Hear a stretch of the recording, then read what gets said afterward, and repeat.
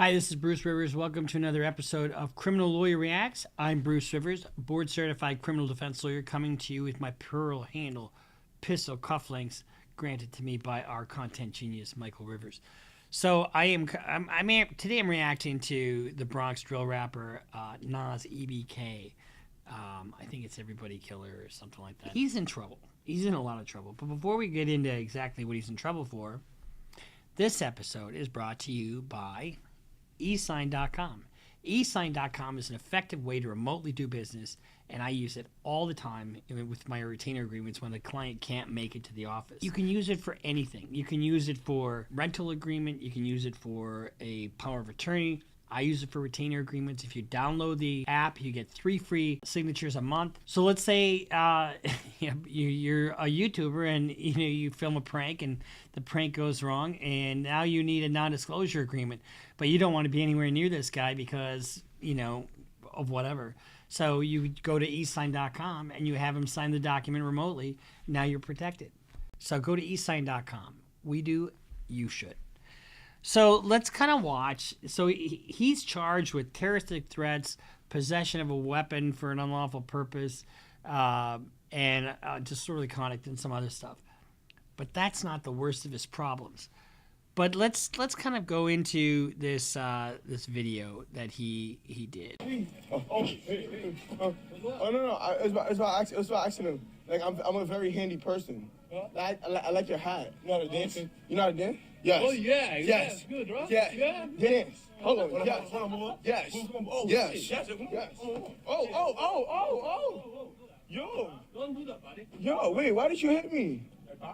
You hit me. I didn't hit you. I just shot him in your head. Oh. So they're filming this video, and they take the guy's hat, and the guy gets a little pissed off. And in all fairness, the other guy is kind of the aggressor here, it seems. Whoa. Wait. Oh, yo, you gotta chase him. He said go outside, yo. Give me. Oh, wait. So Nas EBK's got the hat on, as you can see, and he's antagonizing him. Yo, relax, dude. Oh, relax. Oh, look, I got 30 people outside. Video, bro. It was just a video. Yo, it was just. See, right there he says, "I'll violate you," and I didn't see it in the video, but apparently he brandishes a knife. Yo, it was just a video. What you doing, bro? Yo, it was just. Wait for my mother. I would Yo, relax. Yo, it's a video. Yo, it's a video. Yo, Nas, you sure? Yo, it's a video. It's a video. Look, it's a video. Oh. Yo, bro. Yo, back up. Yo. And he's constantly saying he's going to violate you. So terroristic threats, all it means is just you're threatening somebody with physical harm, essentially. Yo, back up. Tell him back up. Oh. And then he kicks him, and then they run away. Shit. Yo, what you?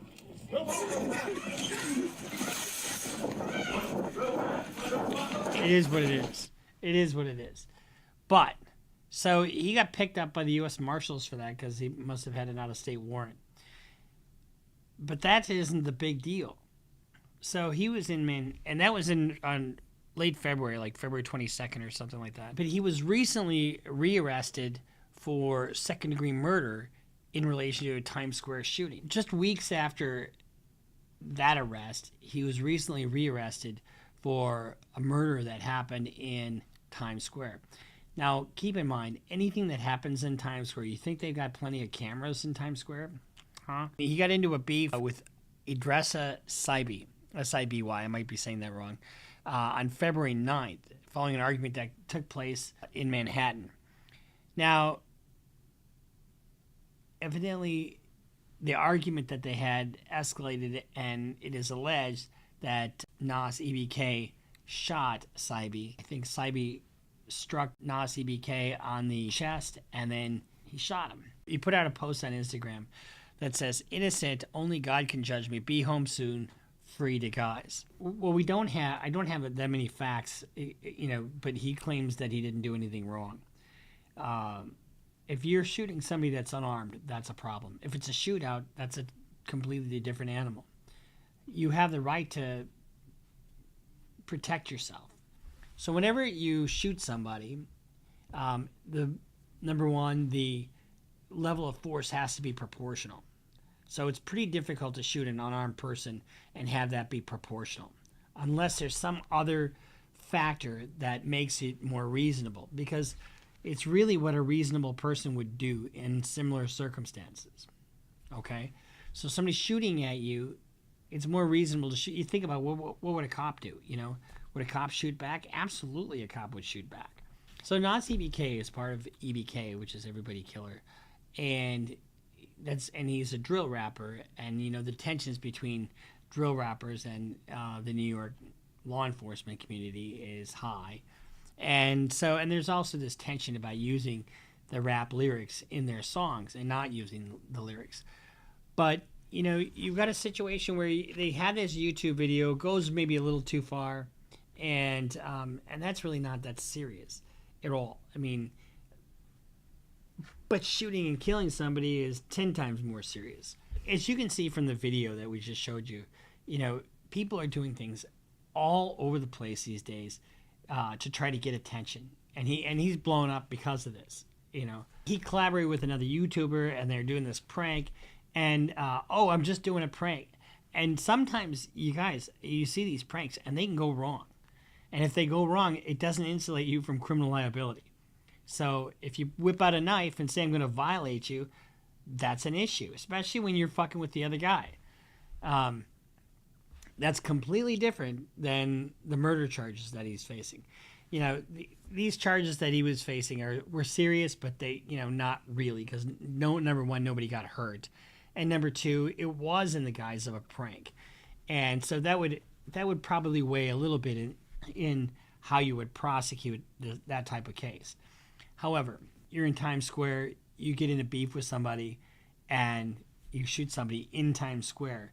Guess what? That's going to be all over video. So we're going to probably have video of that coming out soon. So what Nas EBK is facing right now is second-degree murder. There's a couple different varieties of second-degree murder. Let's talk about three different ones. You got felony murder, which is the commission of a felony and death resulting therefrom. You've got intentional murder, and you got unintentional. You can have intentional murder without premeditation. You know, which seems sort of oxymoronic. If you intend to kill somebody, you know, that premeditation can be planned in, or it can be developed in just moments before. So, but you have an intentional killing, you know, I intended to kill him because I wanted to stop him, blah, blah, blah. Or I was trying to stop him, I wasn't trying to kill him. So those are the three different types of murder in the second degree. So this killing was actually first killing since authorities designated Times Square, or tried to designate Times Square as a gun-free zone. Now, whether that'll hold up in light of the more recent Supreme Court decisions on firearm regulations with this very conservative bench remains to be seen. So what I mean by that is that case called Bruen, B-R-U-E-N. It's actually New York State Rifle and Pistol Association versus Bruen. In a 6-3 decision, the U.S. Supreme Court indicated that it is your right to carry a firearm in public without much.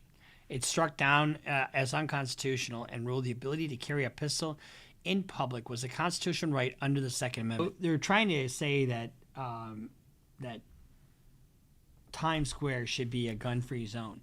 It'll be interesting to see with this conservative Supreme Court whether that would hold up or not. So when you look at Nas EBK, and what his defenses might be, you know, you got the right of self-defense. Was he being shot at? Or did he reasonably fear that his life was in danger and he couldn't flee? But, you know, the whole issue about whether or not you can actually even carry a gun in Times Square, if it can really be declared a gun-free zone, that will be litigated at the Supreme Court level. Because the Supreme Court issue, you know, when you have an issue, it's a federal issue, like the Second Amendment is a federal issue. It's like affecting your right to bear arms. The U.S. Supreme Court has the final say on that. And that's been all the way back to the beginning of our country. Marbury versus Madison is the case that talks about the Supreme Court has the final word on constitutionality of any kind of statute.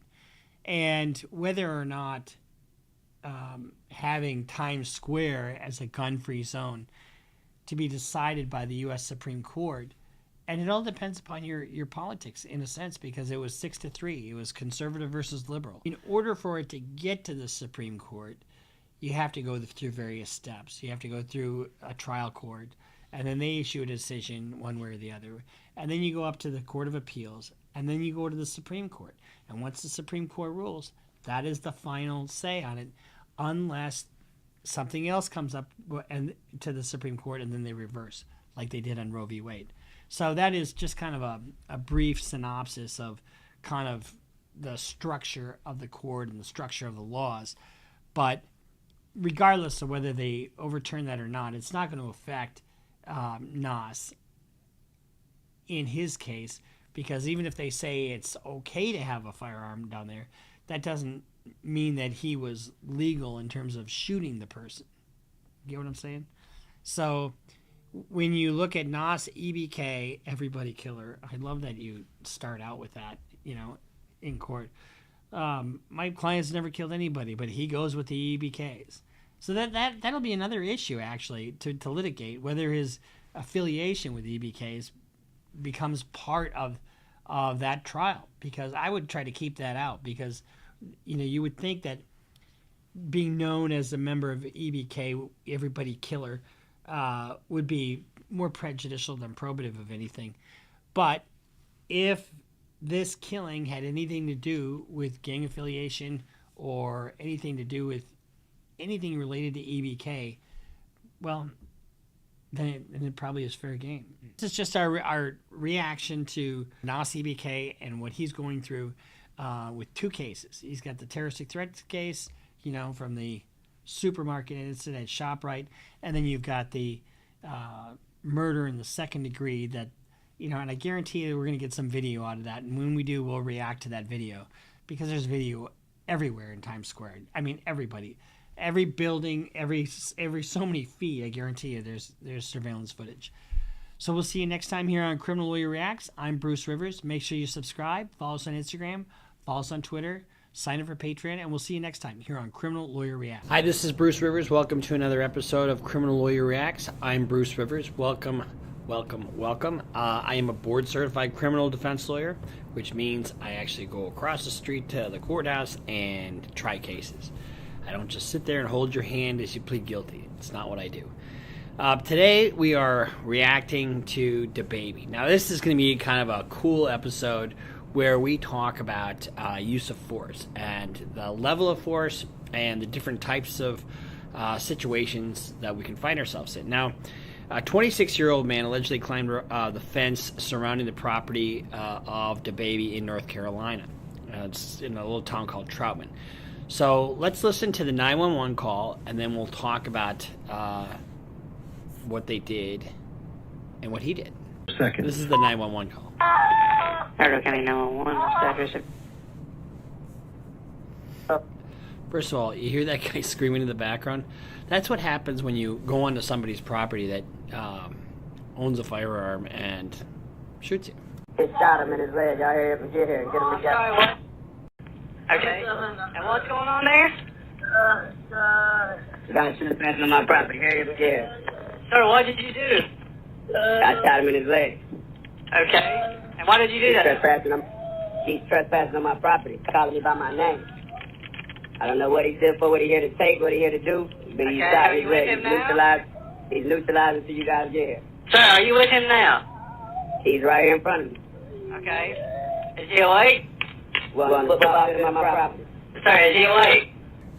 So, we're not going to play the whole thing, but you can get a flavor of... So, somebody trespassed on his property, and he shot him in his leg. Now, this brings up a couple of different things. There's a thing called self-defense, defense of yourself, defense of others, defense of dwelling, that kind of thing. There's also a concept in law called the castle doctrine, which most states have, and that's kind of a stand-your-ground kind of concept. And so what it means is you don't have to retreat from your own home. So if normally if you don't have a stay in your ground state, you and I meet on the street, you try to fight me or whatever, and the only way I can claim self-defense is if I reasonably took steps to retreat. You don't have to retreat if it wasn't, like you don't have to turn your back on somebody so they can shoot you in the back if it's not reasonable to do so. But if it's reasonable, you have a duty to retreat in a lot of cases, but not when you're in your own home for sure. And so if you're in your own home, you don't have a duty to retreat. That's number one. Number two, if you think somebody's on your own home, on your property, and they're about to commit a felony, you can use deadly force to repel that. That force has to be reasonable, however. Now, if you remember, DeBaby had another case from 2018 where he was robbed, or this guy attempted to rob him at gunpoint. Big difference between these two cases, right? In this case, I don't think this guy was armed, and in the Walmart case, the guy was armed with a firearm. So let's just talk about the Walmart case, and that case got dismissed. And in the Walmart case, you've got force equals like force with like force. In other words, a firearm with a firearm, and he shot and killed the guy. That clearly was self-defense. Now, because there's no question in that case he reasonably feared of great bodily harm or death. In this case, it's a little bit different. He's got this guy coming onto his property, and I think in the 911 call he said he called out his name. And so he doesn't know what this guy is up to. And so the guy doesn't belong on his property. So, and he admits that he shot him in his leg.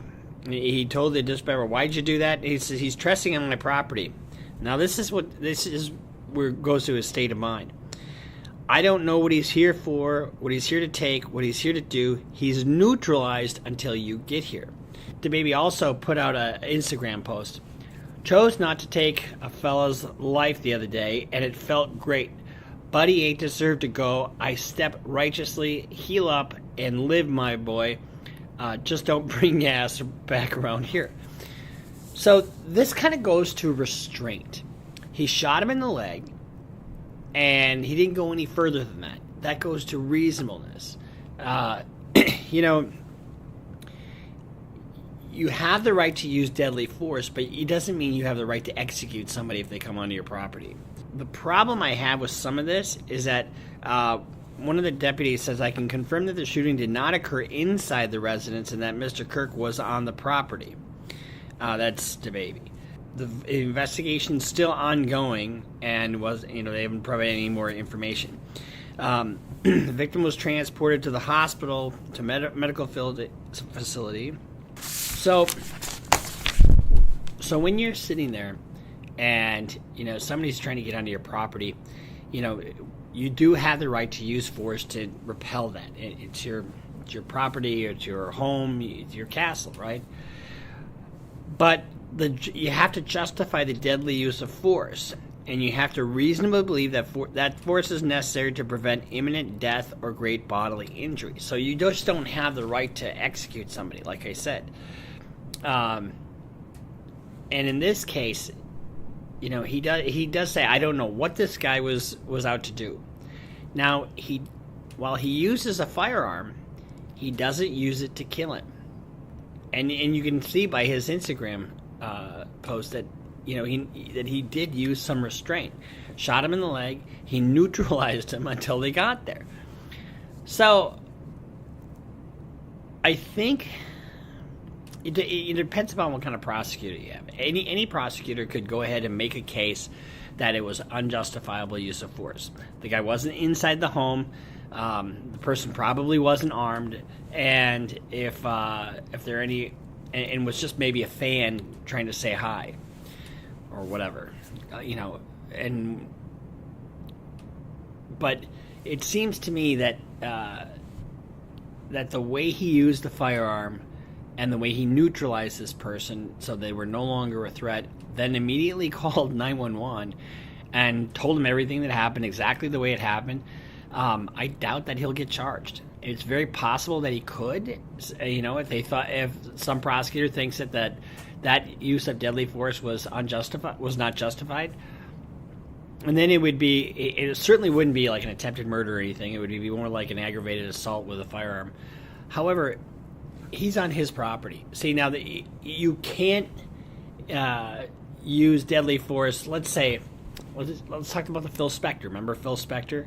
That person was a resident in his house. He was the aggressor. He shot the person. That's clearly not justified, and he's doing the rest of his life in prison. Where you are the initial aggressor, you cannot use deadly force. You can't claim self-defense or defense of your dwelling.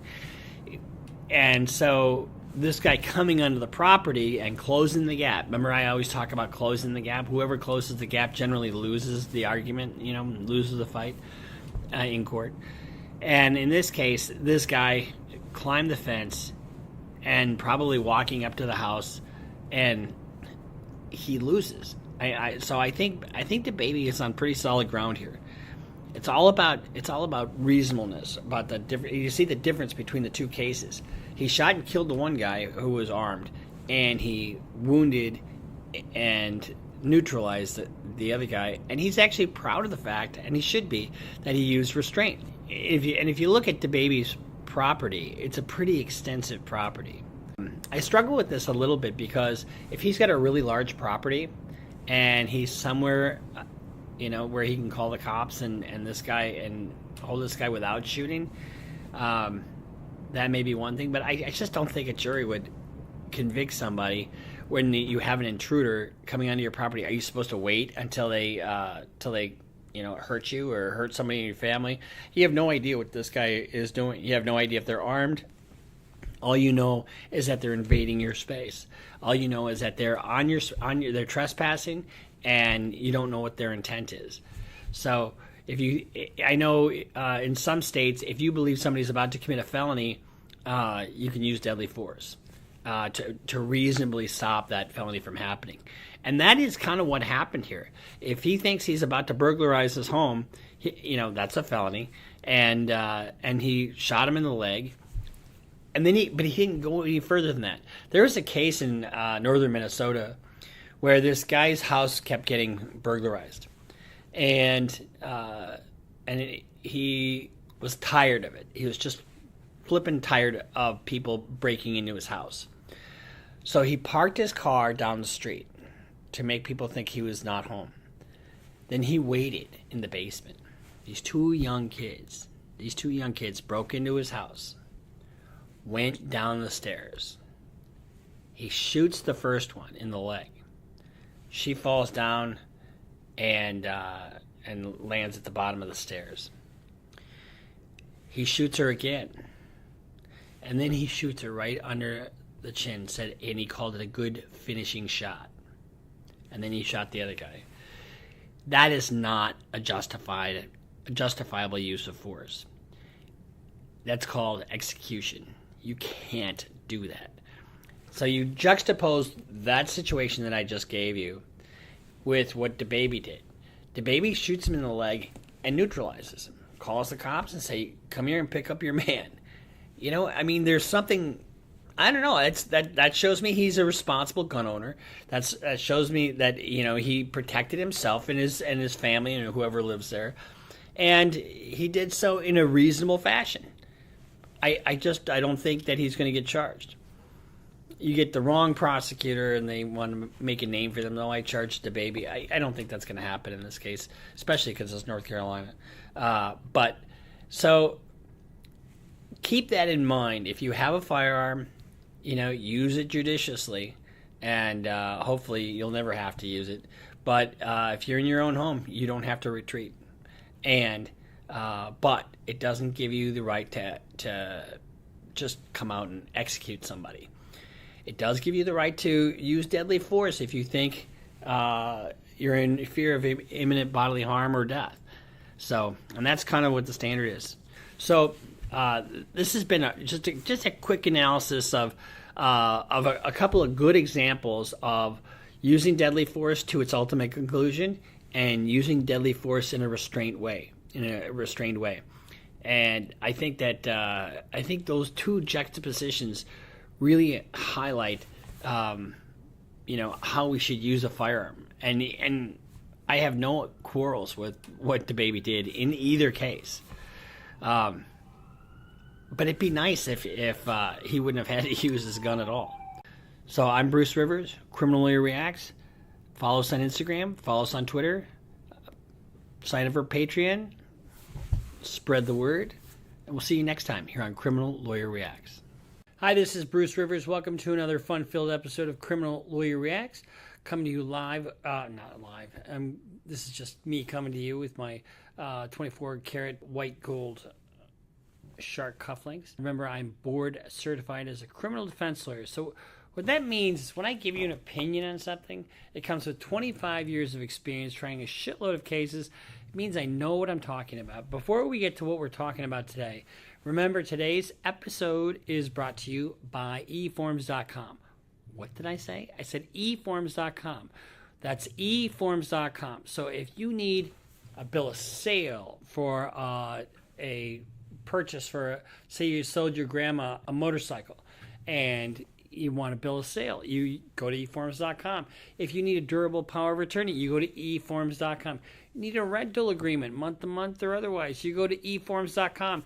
eforms.com has the legal forms you need, because that's where I would get them. And if you hire me, guess what? I just go there, I get them for little or nothing, and then you pay me a shit ton of money. Just take me out of the equation, or any lawyer like me, and go to eforms.com. You'll save a ton of money, and you'll get what you need almost immediately. So today we are reacting to some news about YNW Melly. Now, YNW Melly, as you know, is on trial for a murder case. Is alleged to have killed two of his buddies. He's in the Broward County Jail, and he's about to start his trial. Funny how this news starts up just before his trial. Let me just tell you something. When you're sitting in jail, and you're on a high-profile case, and let me tell you, this is a high-profile case, you are a target. You are a target of what? Snitches. Because if I'm there on a drug case and I cooperate on Melly and I give them some good information, guess what? It hurts him and helps me. I get a reduction on my sentence. Well, here's the deal. The sheriff's department got some information that Melly and another guy by the name of Lewis they were trying to escape. And they said they had a handcuff key in the cell, some narcotics, and some other shit, Well, they went and did a search of both cells. They found some narcotics in one of them, but they didn't find the key, and there was an allegation that his lawyers trying to help him escape. Let's just watch a video of his mother. His mother just posted this video not that long ago. Okay, so I'm at work and I just seen this crazy story.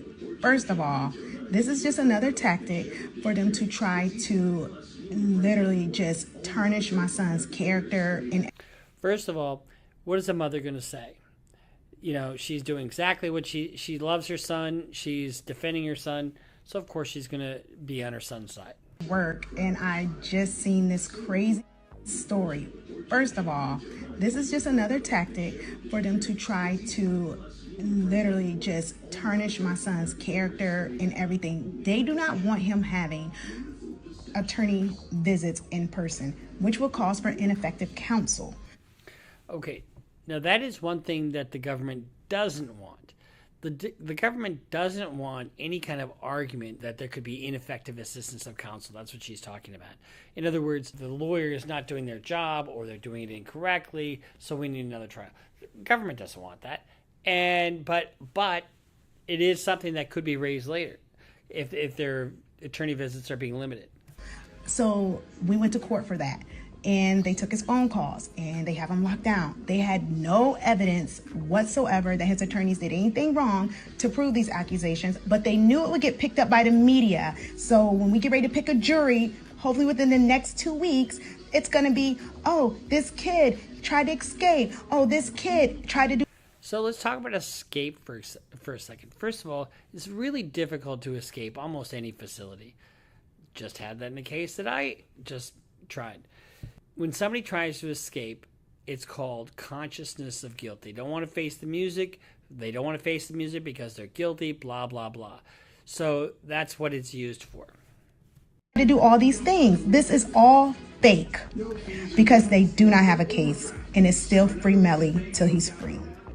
Now, a mother saying he doesn't have a case, that's what she should say, right? They do have a case. Unfortunately, they do. But let's talk a little bit about what it means to escape and the snitch that we're dealing with and, what they found. They didn't find the key to the handcuffs. And how the hell would they get a key to handcuffs anyway? Honestly. The only way, another inmate is going to bring it. Is his lawyer going to bring it? Are you going to risk your fucking career for Melly? God love him and everything, but, my life is my life, and I'm not, as a lawyer, there's no way I'm going to go out on the string for a client to break the law. And then what? So Melly gets out. Let's play this out. Let's say Melly escapes. Then what? Then what? Then he's on the run for like 8 minutes, and he gets picked up, and he's back. And now that evidence they can use in his trial. Oh, he escaped because he doesn't want to face the music because he knows he's guilty. He's feeling the heat, blah, blah, blah. And I don't blame his mother for coming to his aid. Of course, that's what a mother's supposed to do. You got to love her for doing that, And when you're dealing with snitches, you get shit that comes from the ditches because they're not always accurate, and sometimes they're just absolutely 100% full of shit. You know what I feel about these guys right here? Fuck them. So Lewis is one of the defendants, and one of the things they found in Lewis's cell was a shank and some drugs, right? They didn't find the key in Melly's cell, but what did they find? They did find extra jail clothes. What does that tell you about anything? Well, I can tell you from experience that when you put on extra layers and they try to tase you as you're running away, it doesn't work. So added layers are a protection from being tased. So, and I don't know if that's exactly what they were doing, but this Nicholas Lewis and Mr. Demons were housed in the same area, and some of the things panned out, some of the things didn't in terms of what this snitch said. So hopefully it doesn't affect his visits with his lawyers, because I guess they litigated that. And the cure there is not to limit the visits with his lawyers. Maybe it's to get rid of his lawyers and have him get new ones. I don't know. But it seems to me that if everything didn't pan out, there should be no sanctions. So they're going to start up the trial in the next couple weeks. So we'll follow it, and we'll keep you posted on what's happening with Melly. So just make sure you tune in and you subscribe and you get all the notifications, because we have the straight scoop on what's going to happen in this murder trial. So this is Bruce Rivers, Criminal Lawyer Reacts, just reacting to some new information on Melly and what's going on there. So we'll see you next time here on Criminal Lawyer Reacts. Make sure you subscribe, follow us on Instagram, follow us on Twitter, and make sure you follow us on Patreon. And we'll see you next time here on Criminal Lawyer Reacts. When you have somebody, while the trial is pending, actively trying to get a witness to not testify, that in and of itself may be enough to convict. Bruce Rivers, he's the criminal lawyer. Bruce Rivers, he's the criminal lawyer. Bruce Rivers, he's the criminal lawyer. And what he do? And it's gonna react to all the self-snitching. Hi, this is Bruce Rivers. Welcome to another fun-filled episode of Criminal Lawyer Reacts. I'm Bruce Rivers. You are a board-certified criminal defense lawyer, certified by the National Board of Trial Advocacy and by the Minnesota State Bar Association as a criminal law and criminal trial specialist, along with our content genius, Michael Rivers, the man behind the plan, man behind the camera, as we speak. Today we are reacting to YNW Melly and the stupid shit people do when they're in custody facing double homicide. before we get to it, there's a lot of news, and the trial's about to start. So we're going to follow it again because that's what we do. But before we get to that, let's talk about eSign.com. It's a very effective way to remotely do business. So let's say, for the sake of argument, you're facing double homicide charges, and you want to get a record deal done fast. But not only that, you're sitting behind bars, and you've got all kinds of witnesses out there that you're going to offer them a record deal if they don't testify. Well, what do? You sign up for eSign, you get 3 free signatures a month, and you have them sign a contract. Oh, wait, you can't do that because signing a contract like that would be illegal, and then you wind up getting in trouble. And then now you have to get a new retainer agreement with your lawyer because you just got charged with witness tampering. So with your lawyer, then you sign an eSign document. You download the app, you get 3 free signatures a month. It's an effective way to remotely do business, whether you're YNW Melanie or anybody else. Really solid company, really solid service. I really highly recommend them. They support us, you support them. Okay, so YNW Melly, morons, your bus is leaving. When you have a case pending and you're under the watchful eyes of the government, you're sitting there behind bars and you think you are the smartest cat in the room. First of all, remember what happened in Melly's trial? They got a hung jury and it was 9-3 for guilty. So 9-3, 9 guilty, 3 acquittal. So that tells me that, they don't have that far to go in order to prove their case. Now, if it was 9-3 acquittal, that would be another story. And people say, oh, you only need one. Bullshit. You need, if you only have one not guilty, it just means you're going to try it all over again. That's what a hung jury is. So their trial starts on Monday. Now, Melly and his good friend, Mr. Henry, were both charged with witness tampering. Witness tampering. Are you serious? If I am their lawyer, if I'm Melly's lawyer, and you remember the older gentleman with the glasses and the beard, thought he was very, very effective, I would be yelling at my fucking client through the top of my lungs. Probably not, because that's not my style. I would be so pissed, though, because if you have a shot at winning a case and your client tubes it, it just sucks. I've had that happen more times than I can shake a stick at. So there's 2 things going on. One, they charged Melly with witness tampering, and then Melly's team has filed a motion to throw out all the charges because the state has failed to disclose a lying detective. So let's talk about the charges with Melly. Prosecutors charged Melly this week and Mr. Henry with making sure a key witness didn't testify at his first trial, which ended in July with a hung jury. So let's look at the charging document. So this is what the charging document says. And this is just so infuriating when you're trying a case. Because if you had a chance, this really fucks it up. And I'll tell you why in a minute. On or about April 10th, 2023, continuing through and including July 22nd, that's just in through the trial, Jamel Demons, along with others, did then and there unlawfully and unknowingly engage in misleading conduct towards another person with the intent to cause or induce blank, to withhold testimony or withhold a record document or other subject, or to cause or induce blank, the person's name, to evade legal process, summoning that person to appear as a witness or produce a record, document, or other object in an official proceeding, or to cause or induce blank, whoever that happens to be absent from official proceeding to which the person has been summoned by a legal process. In other words, they engaged in conduct that prohibited somebody from either producing a document or from showing up when they're supposed to testify. One of the things that they did is, and this is really common, when you're in jail, you get a code, to make a phone call. And you have to put your code in, and then it usually says your name, and you have a call from the Broward County Jail and then your recorded name, and then please press 1 or whatever the number, so you know who's calling. Well, apparently, according to the reports and to these charges, what Melly was doing was using other people to contact other gang members to intimidate witnesses and get them to not show up. Why? And now here's a really sucky thing and both of these guys apparently were doing this. Bortland Henry's, his jury trial's been postponed till January. One of the reasons why this is so bad for both of them is because now this comes into evidence. It will come into evidence that this person was afraid of this person testifying, so they enlisted other people to get this, to intimidate that witness, and that will be used for consciousness of guilt. That is so huge. The whole thrust of the government's or the defense case was to poke holes in that they didn't have anything to connect the dots with Melly, right? They really didn't have any eyewitnesses that he was there. There's really no evidence that he was there except for you see him getting into the car. There's no evidence that he had a gun.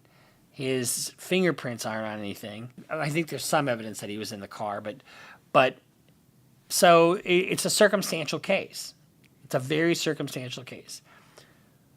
When you have somebody, while the trial is pending, actively trying to get a witness to not testify, that in and of itself may be enough to convict. Let me repeat myself. This is just incredibly damaging evidence. It really is. I mean, I just can't tell you how you lie to a jury, or the jury thinks that you're doing something nefarious, in order to get benefit, yourself in the trial to get a better outcome. They're going to use that and use it harshly. And any inference that you have throughout the rest of the trial will be drawn against you. That is a hard and fast fucking rule. Now, Melly's team is filed a motion to dismiss all the charges. And that motion is based upon the misconduct of one Detective Moretti. Mr. Moretti was Detective Moretti. Cops don't like it when you call them if you call them Mr. Like when they're on the stand. Oh, I'm a detective. Okay, detective. And I said Mr. They fucking hate that. And I don't play that game, to try to irritate them. It's easy to irritate them anyway. Apparently what Moretti did, the allegation is that they were serving a warrant on Miss King, Melly's mother, because they wanted her cell phone. And there was a dust-up about the cell phone, and because she came in and he served her with the warrant, but nobody was around. So whenever you do something like that, you need to have a witness, something to show that it's not just you saying that I did this. In fact, whenever I don't interview witnesses myself, I always have a clerk or an investigator do it, because when we get to court, I can't be the witness in my own case. But Moretti, apparently, the allegation is that another deputy, I think it's Gorin, he came into the room and after the fact, and it was alleged that he said, if anybody asks, you were in here the whole time with me, something like that. I don't think it's going to go anywhere. There was an internal affairs investigation with a detective, and he was cleared by their own internal affairs. Big deal. So what does this mean for Melly now? They're going to have a hearing on motion to dismiss, so we'll try to cover that. And then he's going to go, and that'll get denied. 100% that's going to get denied. Then on Monday, they start jury selection all over again. So you just start as though it never happened. And so I don't remember how long. It didn't take that long to get a jury, I don't think. But it'll take at least a week or two, maybe 3 to get a jury. I mean, try to find somebody that hasn't heard about this case in Broward County. I mean, it was huge news. And then we're back to the square one. And all the evidence is going to be probably identical to the first trial. The good thing for the defense is they'll have transcripts, and they should have a full trial transcript. So if anybody said anything, and then they can impeach them with provable facts, they've got a body of work to work off of. The other thing that the defense is going to have to do is they're going to have to rebut these witness tampering charges. Generally speaking, you don't have other crimes in your own trial. Like, for example, if I'm charged with murder and I have a prior drug conviction, if I don't testify, it generally doesn't come in. If I testify and it's a felony, it comes in. In this case, I think it comes in regardless, because if they're intimidating a witness, that intimidation will go under the consciousness of guilt theory, and they'll have to show how he manipulated the phone system, how he talked to X, Y, or Z individual, and then, and trying to keep himself distant, and then that person fucked with the witness. And they're both charged with doing that. So it'll be really interesting to see how that part of the trial plays out. Certainly there's going to be a motion for the defense to keep it out. But I think that's going to fail too.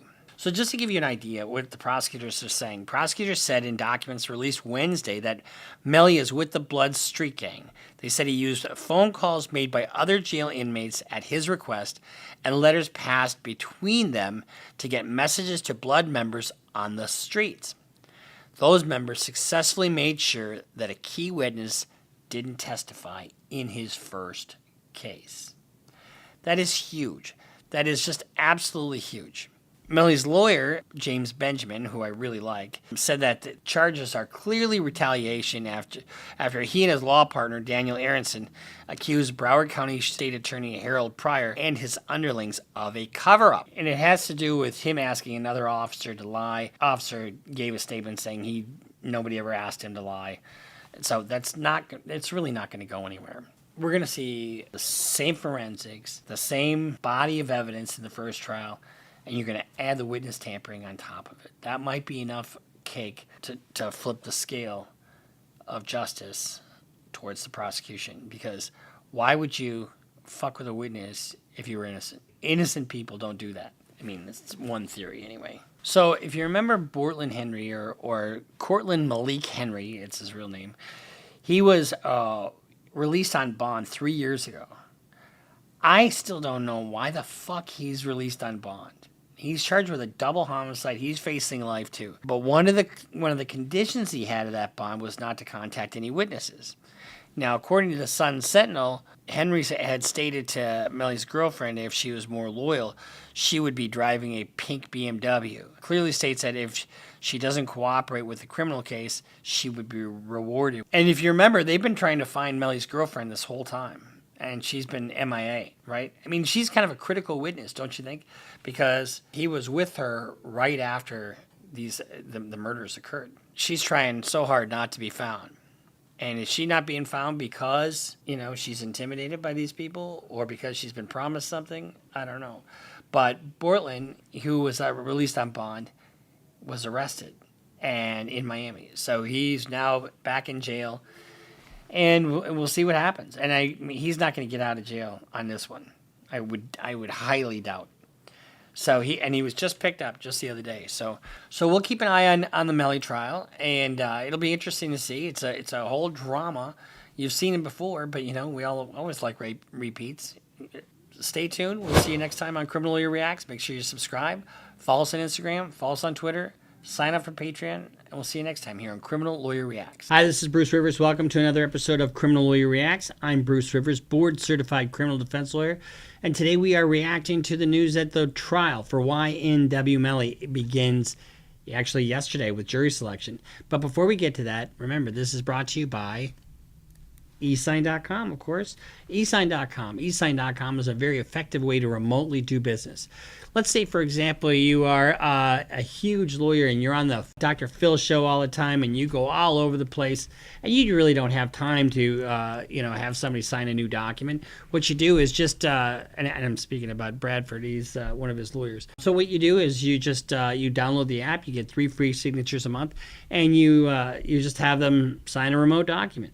But it's not just for that. You could use it for power of attorney, rental agreement, sales agreement, any kind of thing where you need a signature, you need to do business rather remotely, effectively, or just quickly. I use it all the time when I have somebody do a retainer agreement when they're out of town or if they just can't make it into the office. And when you do that, you're able to secure business in the moment. And I use it all the time, so I highly recommend using eSign.com. We're on to Jamel Demons, a.k.a. YNW Melly, and YNW Bortland. So let's just kind of trace the steps where we came from.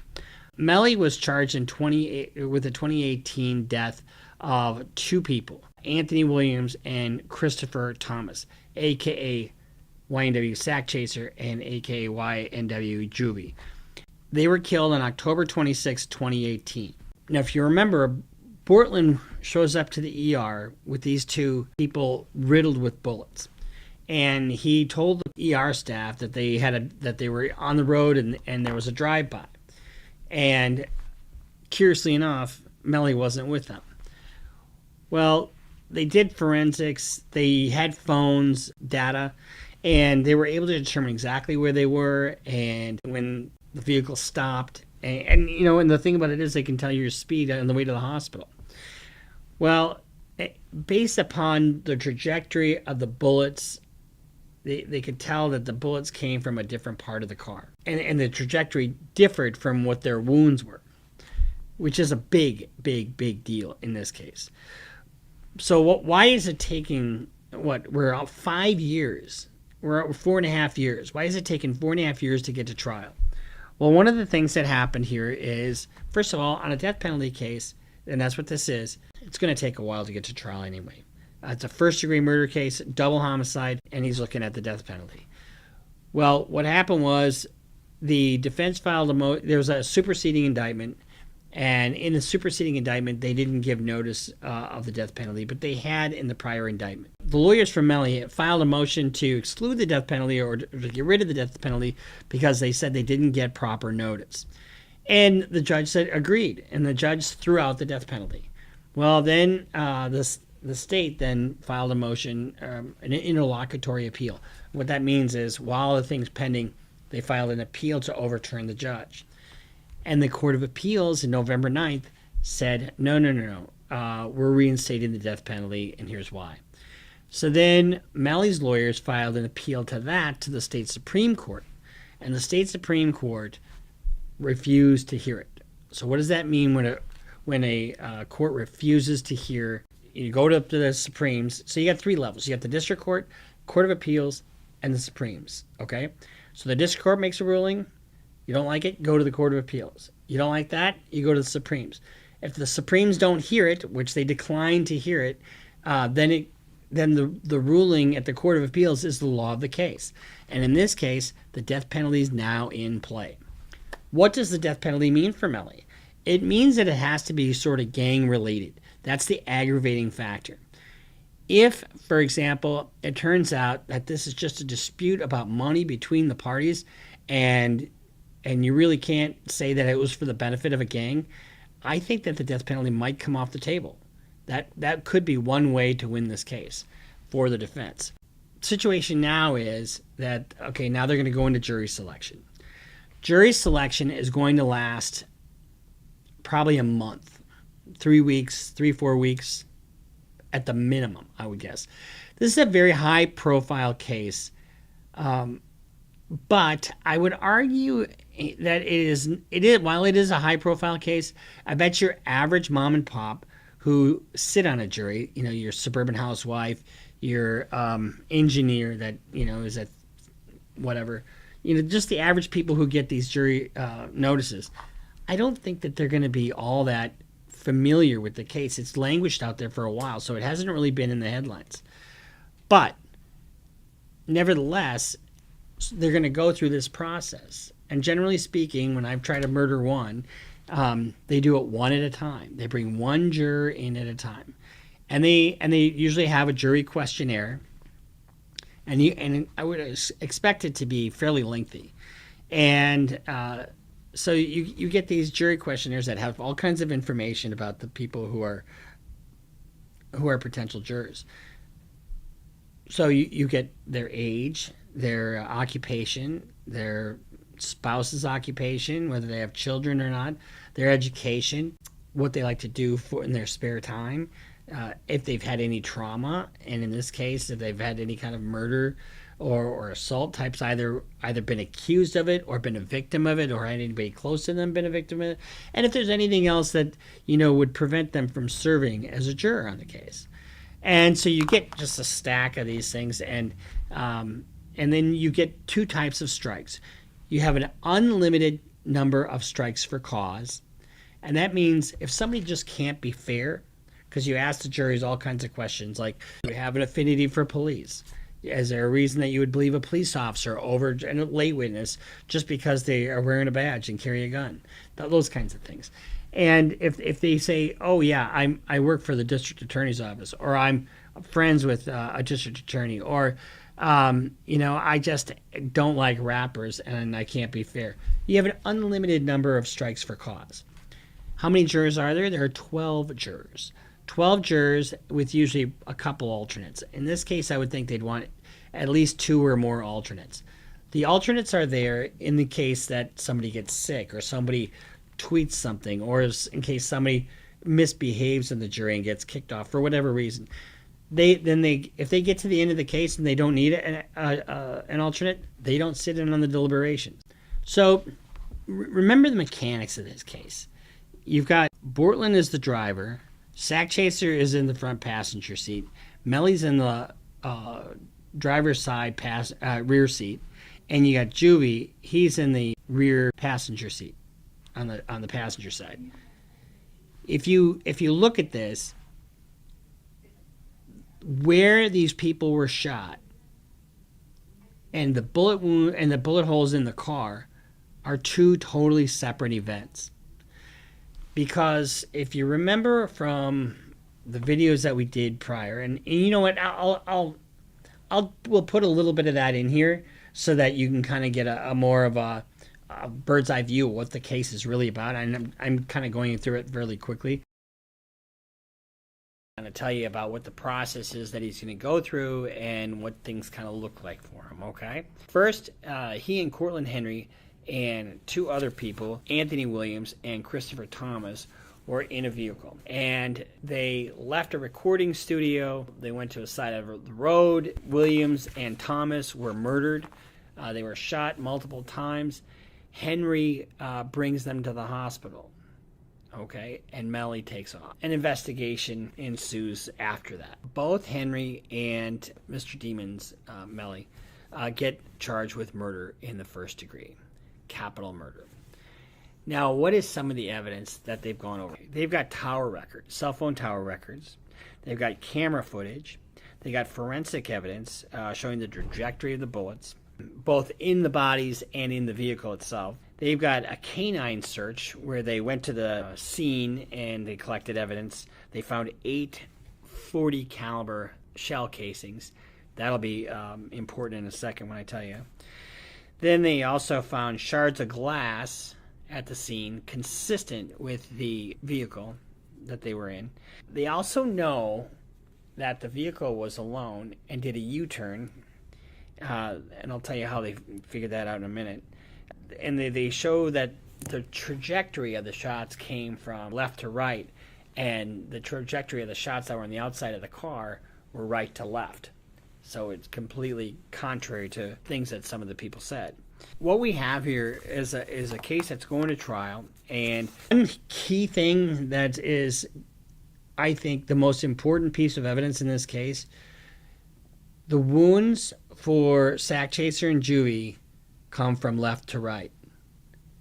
The bullet holes in the vehicle come from right to left.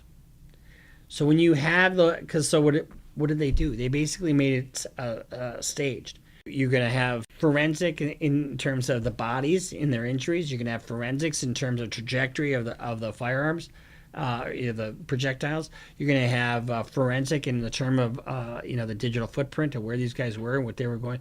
And then you're also going to have probably some testimony about what this dispute was all about. And whether it's gang related or rap related, remember they were all coming from a studio. It was shortly after that that these two young men were killed. So that's what the trial's about.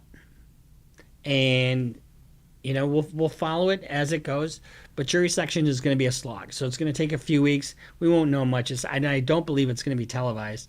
So we'll just have to catch the news as it comes, and we'll give you the analysis from a board-certified criminal defense lawyer. So this has just been our reaction to Wayne W. Melly. And, in fact, if you remember, Melly was our very first video that we did, Murder on My Mind. That's how long this has been. It's been a long time since it's almost 5 years since this happened. So we'll see you next time here on Criminal Lawyer Reacts. Make sure you subscribe, follow us on Instagram, follow us on Twitter, sign up for Patreon, and we'll see you next time here on Criminal Lawyer Reacts.